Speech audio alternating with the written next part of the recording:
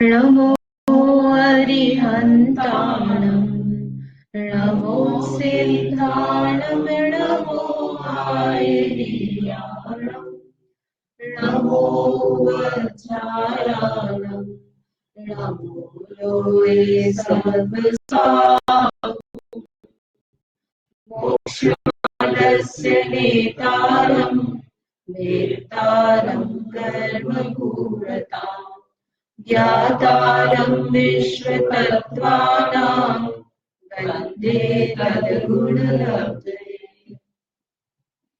तत्वार सूत्र ग्रंथ आचार्य महास्वामी द्वारा रचित है। इसमें 10 अध्याय है, जिसमें 7 तत्व का वर्णन किया है। पहले अध्याय में जीव तत्व का स्वरूप सामान्य से समझा। उसमें सम्यक दर्शन, सम्यक ज्ञान और सम्यक चारित्र, इसकी एकता से मोक्ष मार्ग है, ऐसा बताया। फिर सम्यक ज्ञान का स्वरूप बताया, उसमें जानने के उपाय बताए, प्रमाण नय से, फिर निक्षेप से, फिर नाम स्थापना, सत्संख्या, है ना, ये 4 सूत्र थे। उसमें चारों से किस प्रकार से किसी पदार्थ को जानना, संक्षेप में जानना, विस्तार से जानना। उसके बाद में ज्ञान का स्वरूप बताया कि जीव के ज्ञान कितने प्रकार के हैं, कौन सा ज्ञान प्रमाण है और कौन सा प्रत्यक्ष और परोक्ष है। तो 5 ज्ञान के भेद बताए, मति, श्रुत, अवधि, मना, पर्याय और केवल ज्ञान। उसके बाद में नय का स्वरूप बताया, निगम, संग्रह, जाति जो है, ऋजु, सूत्र, शब्द, समभिरूढ़ और एवं, ऐसे 7 नय। उसके बाद में द्वितीय अध्याय में जो जीव कहा कि जीव को समझना जरूरी है ना, 7 तत्व समझना है। तो उसमें जीव के क्या क्या भाव है, क्या स्वभाव है, कैसे पहचान होती है कि यह जीव है और यह जीव नहीं है, तो ये सब दूसरे अध्याय में बताया है। इसको अपन ने समझना शुरू किया था। इसमें 3 सूत्र हो गए। पहले सूत्र में 5 भाव बताए, जीव के 5 असाधारण भाव हैं। कौन कौन से? औपशमिक, शायिक, शायोपशमिक, औदैक और पारिणामिक। ये 5 भाव जीव के असाधारण गए। असाधारण अर्थात जीव में ही पाए जाएंगे, जीव से अतिरिक्त अन्य द्रव्यों में नहीं पाए जाते। औपशम जो है ना, उदय है, क्षय है, ये कर्मों का होने पर जीव में ऐसे परिणाम बनेंगे, तो ये जीव में ही पाए जाएंगे। पुद्गल में, धर्म, अधर्म, आकाश काल, इनमें ये भाव नहीं पाए जाते, इसलिए जीव के असाधारण भाव कहे। फिर इनका स्वरूप सामान्य से उदाहरण से समझा कि उपशम ये नहीं क्या, तो जल का उदाहरण सामान्य रूप से लेते हैं कि जैसे गंदा पानी है, उसमें फिटकरी हमने घुमाई और फिटकरी घुमाने पर जो उसका मैल है वो कैसा होता है, नीचे बैठ जाता है और पानी साफ हो जाता है। तो ऐसे ही आत्मा में मलिनता है, कर्मों का उदय चल रहा है और हमारे जो परिणाम है, पर्याय है, वो कैसी मलिन है। तो उसमें अपने विशुद्ध परिणामों का निमित्त से वो जो कर्म का उदय है वह आता नहीं है। कर्म का उदय क्या हो जाता है, इसके उदाहरण की भाषा में बोले तो दब जाता है, बैठ गया, जैसे मेल नीचे बैठ गया, ऐसे ही कर्म उस समय पर्टिकुलर टाइम के लिए उदय में नहीं आ रहा है। तो उस भाव है ना, कर्म को दबने को नहीं, उसके कारण से जो निर्मलपना आत्मा में प्रकट हुआ है, जैसे पानी जो साफ हुआ, तो अपन बोलते हैं ना साफ पानी है, तो ऐसे ही आत्मा में जो निर्मलता प्रकट हुई है, वो जो निर्मलपना है, उस भाव को कहा है औपशमिक भाव। तो ऐसा क्यों कहा कि कर्म का उपशम हुआ, इसलिए उसे औपशमिक भाव कहा। फिर उस जो पानी जिसमें मैल बैठ गया है, उस पानी को हमने दूसरे बर्तन में निकाला, एकदम सावधानी से, धीमे धीमे दूसरे बर्तन में ऐसा निकाला कि वो मेल का एक कण भी उसमें नहीं गया। तो जो दूसरे बर्तन में पानी आया वो बिल्कुल स्वच्छ आया, वो विकार से रहित है। ऐसी स्वच्छता की अब उसमें मेल अपन हिला लो, कर लो कुछ भी, उसे पानी में गंदगी नहीं आनी है। तो ऐसे ही आत्मा में कर्मों का क्षय होने पर निर्मलता प्रकट होनी अनंत काल के लिए, कि अब वो कभी उसमें वो भाव आएगा ही नहीं ना। जैसे अपन ने पानी में मेल नीचे बैठा है, थोड़ा अपना गिलास बर्तन हिलेगा तो पानी वापस गंदा हो जाता है, फिर थोड़ी देर अपने को वेट करना पड़ेगा। तो इसका मतलब क्या है कि वो टेम्परेरी शुद्धता है, परमानेंट नहीं है। शायिक भाव में क्या हो जाता है, परमानेंट शुद्ध हो गया। अब वह मेल का उससे कोई संबंध ही नहीं रहा, अलग बर्तन में रह गया। तो ऐसे ही शायिक में क्या हो गया कि हमेशा के लिए कर्म का क्षय हो गया, न बंध रहा है, न है उसके पास, और न उदय में आ रहा है। तो इसलिए वो आत्मा की जो निर्मलता प्रकट हुई, इसको कहा शायिक भाव। फिर उसके बाद में है शायोक्षमिक। तो हम जब पानी को ट्रांसफर कर रहे थे उसमें से, तो क्या हो गया, थोड़ा सा पानी, मिट्टी साथ में चली गई। तो वह पानी साफ है, 95% अपन बोलेंगे साफ है, लेकिन थोड़ी सी गंदगी उसमें आ गई है। तो कैसा है वह, क्षायोक्षमिक, यानी थोड़ा गंदा भी है लेकिन निर्मलता भी है, उसमें निर्मलपना भी प्रकट हुआ है। तो इस तरह से जो, जिसमें कर्म के उदय से थोड़ी विकारीपना भी है, लेकिन आत्मा का स्वभाव नष्ट नहीं हुआ है ना, उसका ज्ञान दर्शन आदि प्रकट हो रहे हैं, तो उसको कहेंगे शायोक्षमिक भाव। फिर औदैहिक भाव कैसा है, गंदा पानी, कुछ भी नहीं किया, जैसा पानी है वैसा के वैसा हमने लाकर रख दिया। तो जैसा कर्म का उदय आ रहा है आत्मा में, वैसा परिणमन होना, वैसा उदय होना, उसको कहा औदैहिक भाव। कर्म के उदय में भाव किसका लेना, आत्मा का। फिर उसके बाद में है पारिणामिक भाव। पारिणामिक कने, इसमें कर्म का उदय, क्षय, उपशम, इसकी कोई अपेक्षा नहीं है। हर जीव में ये अनादि से भाव पाया जा रहा है, उसके लिए उसको कुछ करना नहीं पड़ रहा है, उसे कहा है पारिणामिक भाव। जो स्वभाव है, जैसे ज्ञान है, तो ज्ञान के लिए जीव को कहीं से यहाँ से लाकर जीव में ज्ञान डाला, ऐसा नहीं है, हर जीव के पास ज्ञान है ही है। तो ऐसे आगे अपन समझेंगे, इस सामान्यतः समझा था। फिर इसमें इस 4-5 भाव का जो विशेषता है, थोड़े दिन हो गए इसलिए थोड़ा सा रिवाइज कर रहे हैं। ये 4 भाव कौन कौन से, औदैहिक, ये औपशमिक, शायिक, शायोशमिक, औदैहिक, ये 4 भाव कर्म की अपेक्षा से कहे हैं। और 5वां भाव योग्यता की अपेक्षा से, कि जीव की योग्यता, इसमें बाहरी चीज कोई कुछ नहीं करेगी। लेकिन उदय है तो किसकी अपेक्षा से कहा है, कर्म की अपेक्षा से कहा है ना। क्षय कहा तो है तो आत्मा का ही परिणाम, लेकिन किसकी अपेक्षा से कहा, कर्म का क्षय है, तब जीव में शायिक भाव प्रकट हुआ। तो ये निमित्त की अपेक्षा से प्रकट, तो पांचों ही भाव आत्मा में ही रहे हैं, है ना, किसी अन्य द्रव्य में नहीं रहे।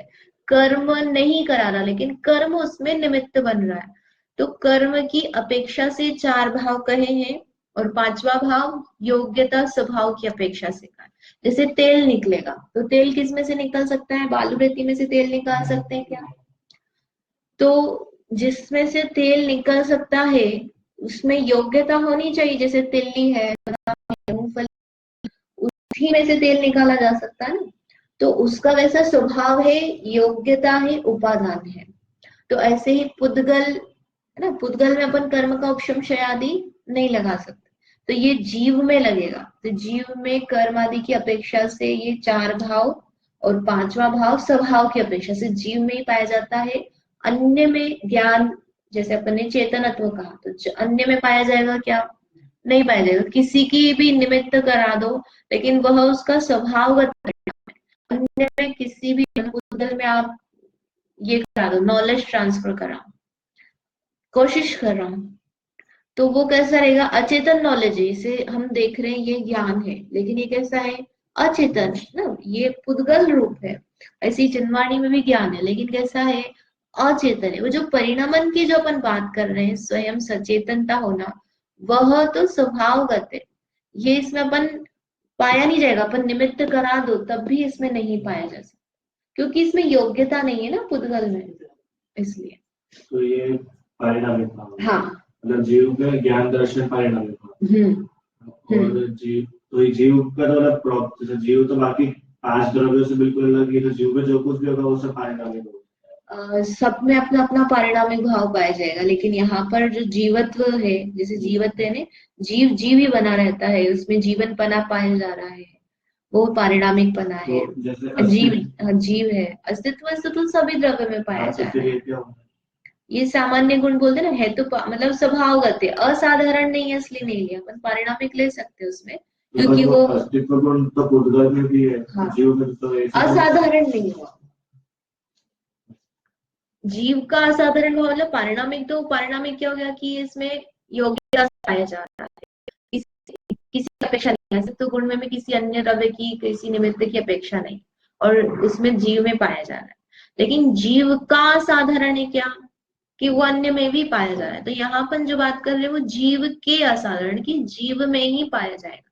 तो पारिणामिक तो पाया जाएगा अन्य द्रव्य में भी, क्योंकि उनके अपने अपने स्वभाव है सबके, उनकी ही योग्यता है, अन्य में नहीं पाई जाती। लेकिन यहाँ अपन जीव के असाधारण की बात कर रहे हैं। इनके इसके कितने कितने भेद बताए, तो औपशमिक भाव के 2, क्षायिक भाव के 9, फिर शायब शमिक के 18, औदैहिक के 21 और पारिणामिक के 3। इस तरह से इनके भेद बताए हैं। अब आगे के सूत्र में इनका स्वरूप भेदों सहित समझा रहे हैं। तो तीसरा सूत्र अपन ने समझना शुरू किया था। सबसे पहला भाव बताया है औपशमिक भाव। तो उस औपशमिक भाव के 2 भेद है, सम्यक्त्व और चारित्र। सम्यक्त्व और चारित्र में आगे क्या लगाना, औपशमिक सम्यक्त्व, औपशमिक चारित्र। तो सम्यक दर्शन के अपन यदि कर्म की अपेक्षा से भेद कहें तो 3 भेद होते हैं, औपशमिक सम्यक दर्शन, शायिक सम्यक दर्शन और शायोपशमिक सम्यक दर्शन। तो अब यहाँ पर एक एक करके उनका, तो ये औपशमिक सम्यक्त्व और औपशमिक चारित्र क्या है, तो इसके लिए कर्म का थोड़ा सा चार्ट देख करके फिर अपन ने किया था। यहाँ पर घातीय अघातीय कर्म है। घातीय कर्म के 4 भेद है, कौन कौन से, ज्ञानावरण, दर्शनावरण, मोहिनी, अंतरण। फिर मोहिनी के 2 भेद किए, दर्शन और चारित्र मोहिनी। दर्शन मोहिनी में 3 प्रकृतियां हैं, कौन कौन सी, मिथ्यात्व, सम्यक मिथ्यात्व और सम्यक्त्व, है ना, इसी क्रम से याद रखना। और फिर चारित्र मोहिनी की 25 है, 16 कषाय और 9 कषाय, हास्य, रति रति आदि जो है ये 9 कषाय।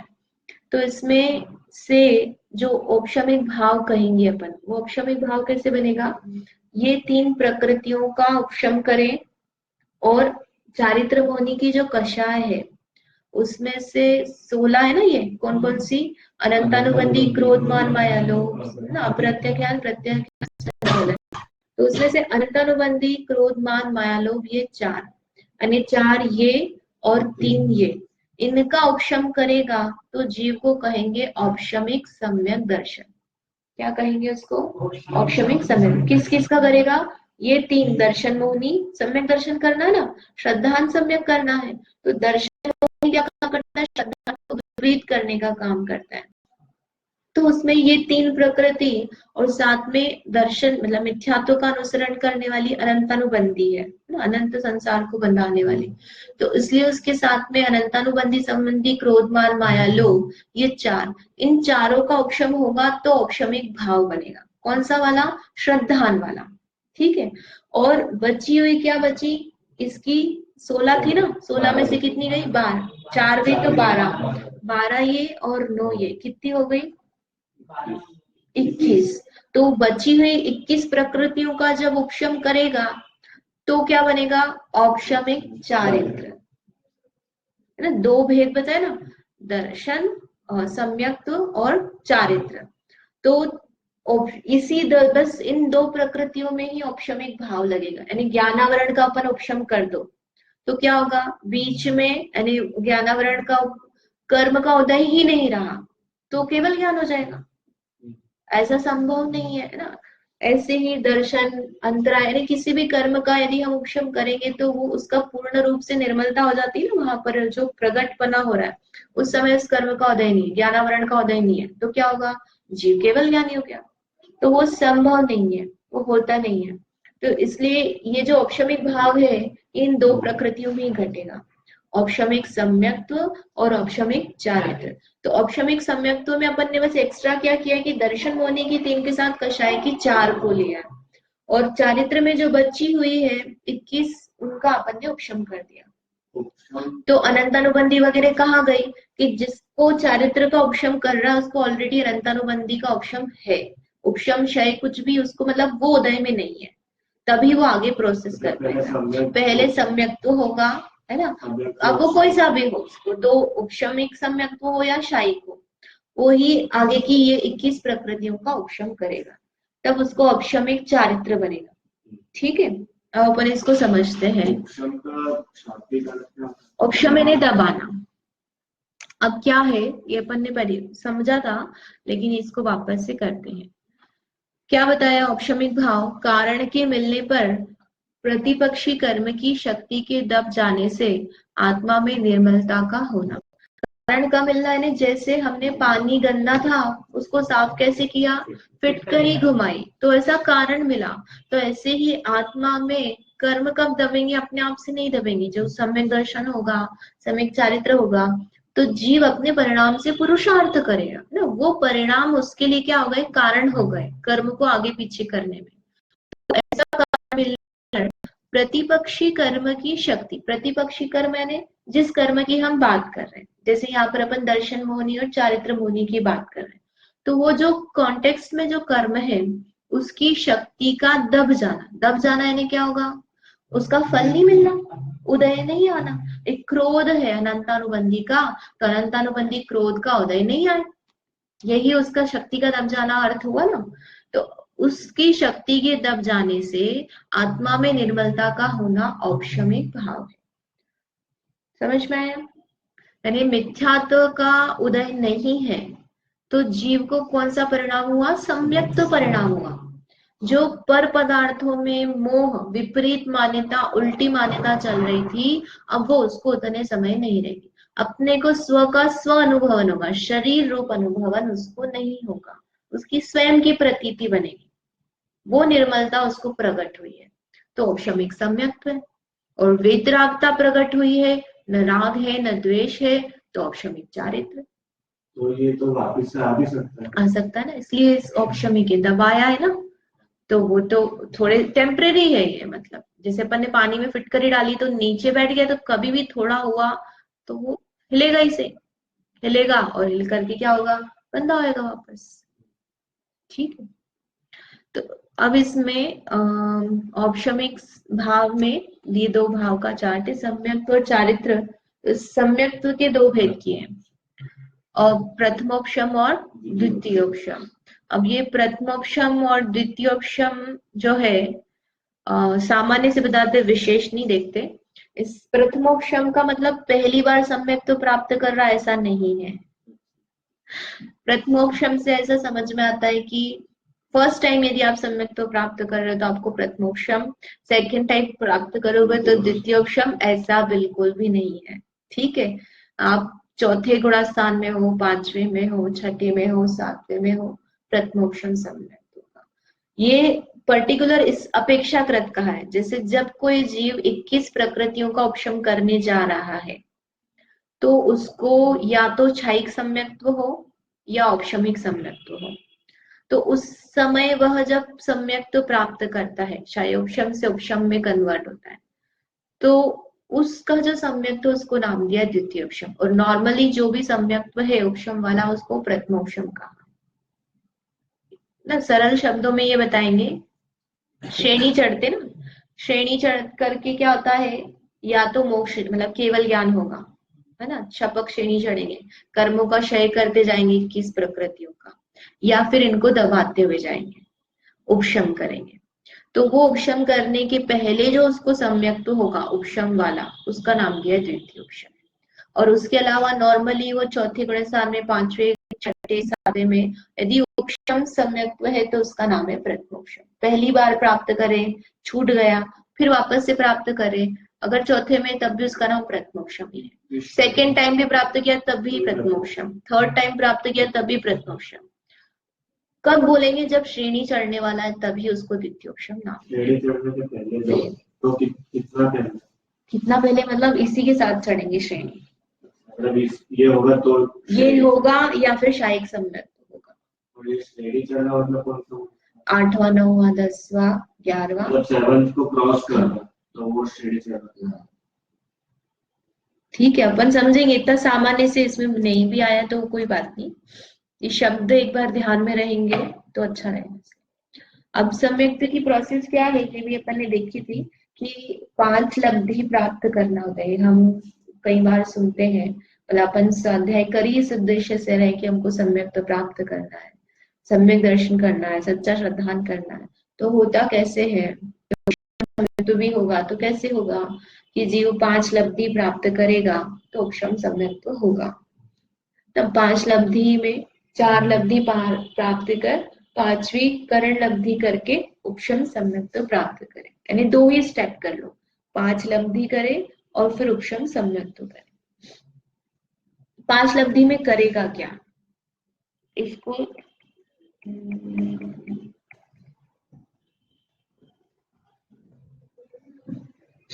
करना क्या है उपशम में, ये अपन थोड़ी सी प्रोसेस देख लेते हैं कि ये अपने कर्म का उदय है, तो यहाँ से अपन ऊपर जा रहे हैं। अभी शिविर में समझा था ना 512, फिर उसके बाद में 488, ऐसे ऐसे 9 कर्म का।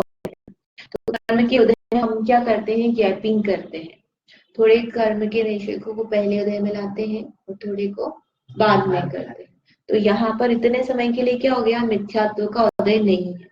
तो ऐसा किस में लगाना, तीनों में लगाना, मिथ्यात्व, सम्यक मिथ्यात्व और सम्यक्त्व, इन तीनों में अंतर मुहूर्त के लिए क्या हो गया, गैप बन गया। तो जब जीव इस गैप में प्रवेश करेगा तब उसको उसका उदय नहीं रहेगा, तो उसका कौन सा भाव हो गया, औपशमिक सम्यक दर्शन। अब ये होता कैसे है, वो होता है 5 लब्धि से, जो अपन 5 लब्धि समझेंगे ना, तो उसमें ये प्रोसेस होगी, है ना। क्या लिखा है यहाँ पर, कर्म के उदय का अभाव कितनी देर के लिए, अंतर मुहूर्त काल के। तो ये इसमें, ये किस में हो रहा है, दर्शन मोहनी की 3 प्रकृतियों में, किस किस में, मिथ्यात्व, सम्यक मिथ्यात्व और सम्यक्त्व में। और अनंतानुबंधी क्रोधमान माया लोभ में ऐसी गैपिंग नहीं बनती है।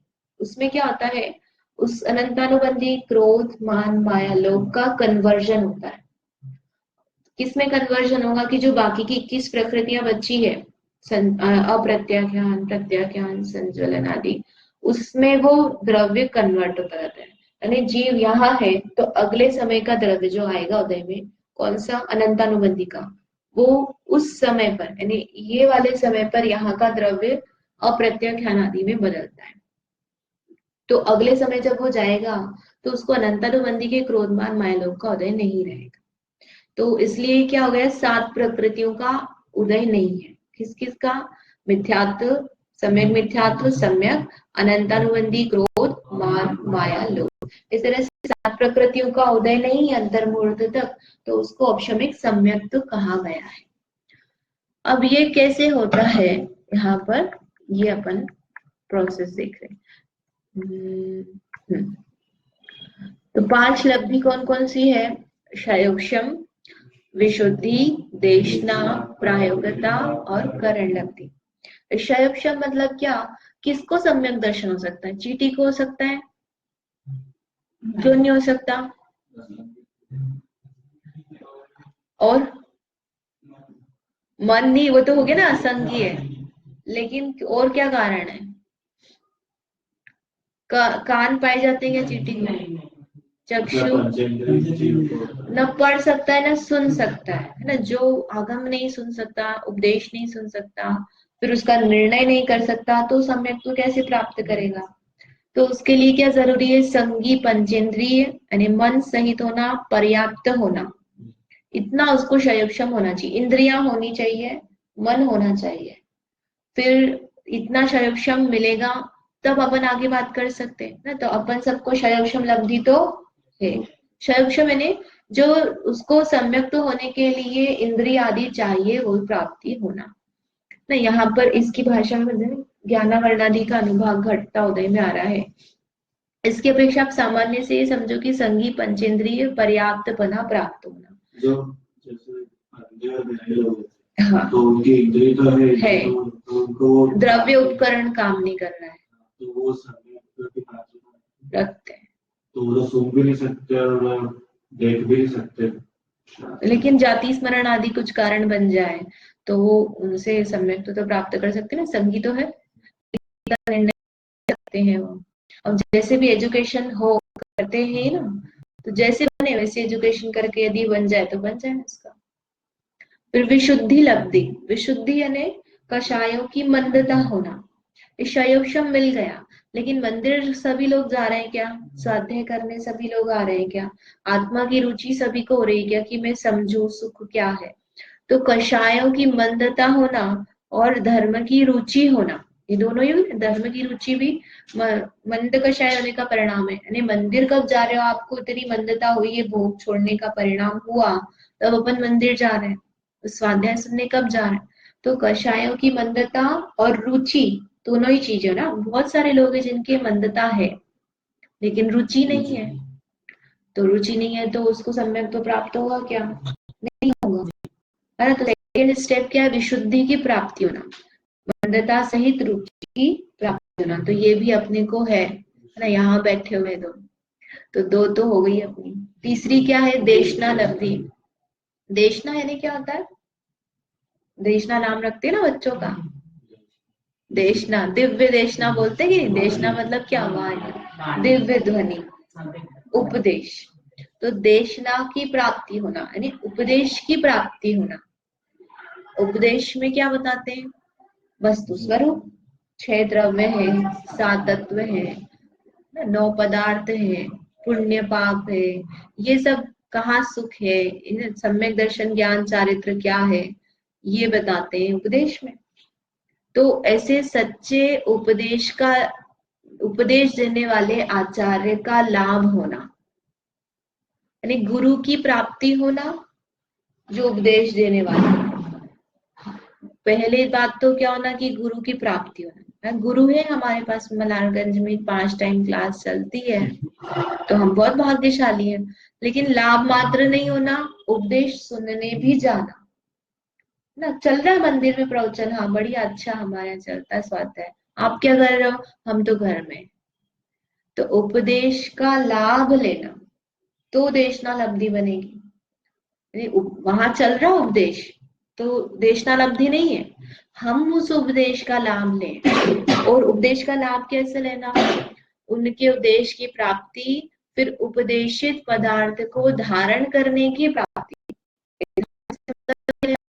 सुनना, सुनने के बाद पढ़ना, पढ़ने के बाद याद करना, याद करने के बाद अपने जीवन में ग्रहण करना। धारण करना मतलब हम अभिप्राय में लिखते समझ में आना, इस समझ में आने पर भी हमने उसको सही है ऐसा निर्णय किया क्या, ना समझ में आया, पूछा, हाँ समझ में आ गया, लेकिन यही सही है ऐसा भी निर्णय होना, उसमें धारणा बनना, ग्रहण होना कि वास्तव में सुख यहाँ नहीं है, सुख आत्मा में है। समझ में आया, हाँ। लेकिन हमें निर्णय हुआ क्या, अगर निर्णय नहीं होगा तो क्या होगा, बाहर पदार्थ में सुख दिखेगा। समझ में आता है हमको बाहर में सुख नहीं है, लेकिन निर्णय नहीं हुआ। समझ में आना, डिफरेंस समझ में आ रहा है कि एक तो जानना, हम जान रहे हैं कि पदार्थ में सुख कहाँ है, लेकिन एक लगना, हमको लगता कहाँ है, सुख कहाँ लग रहा है। हाँ, वो तो अपन को ज्ञान है कि बाहर सुखाभास है, लेकिन लगता क्या है, तो उसको धारण करना, ग्रहण होना, जो उपदेश हमने ग्रहण किया है उसकी अंतर में अपने को वैसा निर्णय बनना, इसको कहेंगे देशना लब्धि। तो इसमें सब आ गया, पढ़ना, सुनना, चिंतन मनन करना, याद करना, है ना, सब चीज आ गई। जो स्वाध्याय के अपन 5 भेद बोलते हैं ना, वाचना, प्रच्छना, ध्यान, आमनाय, धर्मोपदेश और ध्यान, ऐसे नहीं, आमनाय, अनुपेक्षा, आमनाय, अनुप्रेक्षा और धर्मोपदेश, तो ऐसे सब जाएंगे इसमें। तो ये 3 हो गई देशना लब्धि, तो यहाँ अपन इस प्रोसेस में है ऐसा अपन मान सकते। फिर इसके बाद है प्रायोग्यता लब्धि। प्रायोग्यता लब्धि अर्थात योग्यता प्राप्त होना, प्री रिक्विजिट बोलते ना। तो अब इसके बाद जीव जो है इस सम्यक्त्व के लिए तैयार हो गया है, जो उसको काम करना है, जो अपन गैपिंग का पिक्चर बनाया कि भैया ये गैप बनाना है, तो गैप कौन बना पाएगा, हम नहीं बना पाएंगे, कौन बनाएगा, जब ये काम कर लेगा तब यहाँ पर जाकर गैपिंग बनेगी। तो ये जो जीव है ये क्या कर रहा है, इसके लिए तैयार हो रहा है, आगे कारण परिणाम में कौन जाएगा। यहाँ तक 4 स्टेप तक तो भव्य अभव्य दोनों जा सकते हैं, लेकिन 5वें स्टेप पे सिर्फ तो भव्य जाएगा। ठीक है, तो क्या कर रहे हैं इसमें कि बंध और दोनों के कर्मों की स्थिति अंतः कोड़ा कोड़ी सागर करना। अब बंद और सत्ता क्या होता है? बंद यानी जो हम नया बांध रहे हैं, और सत्ता यानी जो हमारे पास पुराना स्टॉक पड़ा हुआ है। तो पुराना स्टॉक में हमारे पास हमने पहले बहुत भाव किए, कर्मों की स्थिति हमारे पास 70 कोड़ा कोड़ी, 60, 30, 40, 50 ऐसे कोड़ा कोड़ी सागरों में स्थिति है कर्म की। तो उसे अपने विशुद्ध परिणामों से, स्थिति समझ में आता है? स्थिति यानी जैसे कि मैंने अभी कर्म बांधा, तो ऐसा कर्म बांधा कि 10 साल तक उदय में आएगा, 10 साल की स्थिति पड़ी। तो 10 साल की स्थिति का मतलब क्या है कि 10वें साल में उदय में आएगा ऐसा नहीं है। 10 साल तक हाँ, थोड़ा काम आबादा बोलते हैं ना ऐसे, उतने टाइम पीरियड के बाद वो कंटिन्यूअस उसके जो द्रव्य डिस्ट्रीब्यूट होगा और वो 10 साल तक उदय में आएगा। तो ऐसी किसी मतलब 70 जो है वो क्या है, उसमें मैक्सिमम स्थिति कितनी बड़ी है किसी परमाणु में, तो उस स्थिति को अपन बोलते हैं स्थिति। तो 70 कोड़ा कोड़ी में ही सारा कर्म उदय में आएगा ऐसा नहीं है, इस 7 सागर के बाद से 70 तक वो उदय में आता रहेगा। बिल्कुल 2 साल का गैप हो जाए फिर गैप नहीं होगा, डिस्ट्रीब्यूशन तो कंटिन्यूअस होगा। अब वो कन्वर्जन हो जाए अलग बात है, लेकिन वो तो पूरा कंटिन्यूअस डिस्ट्रीब्यूशन होगा। गैप कहाँ आता है?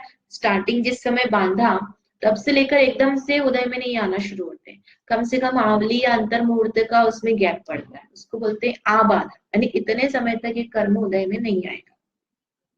तो जैसे मैंने किसी चीटी को कर्म बन गया तो वो उदय में आना है 10 साल के बाद।